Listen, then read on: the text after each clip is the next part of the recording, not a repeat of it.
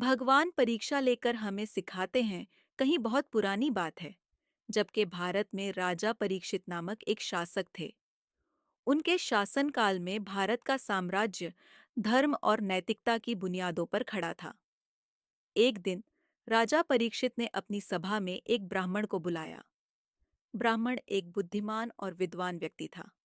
राजा ने उसे कहा, हे ब्राह्मण, मुझे यह बताओ कि भगवान कैसे और क्यों परीक्षा लेते हैं।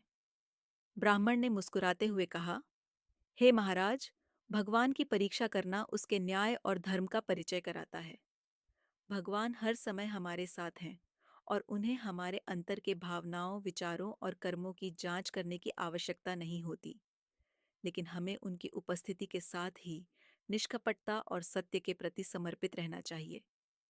राजा ने पूछा, यह सही है, पर उन्हें उनके भक्तों पर ऐसा क्यों परीक्षा लेना पड़ता है? ब्राह्मण ने कहा, महाराज, भगवान ने हमें यह बताया है कि उनके भक्तों का सत्यापन करने का सबसे अच्छा तरीका उनकी श्रद्धा और निष्काम भक्ति के माध्यम से होता है। भगवान को भक्तों का यह प्रेम और समर्पण देखकर वे खुश होते हैं और उन्हें अपने प्रेम का प्रतिद्वंद्वी बनाने का अवसर देते हैं।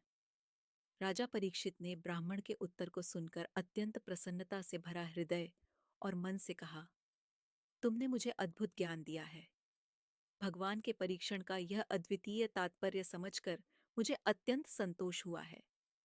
इसके बाद राजा परीक्षित ने अपने जीवन में धर्म, न्याय और ईश्वर की श्रद्धा को और भी गहराई से स्थापित किया।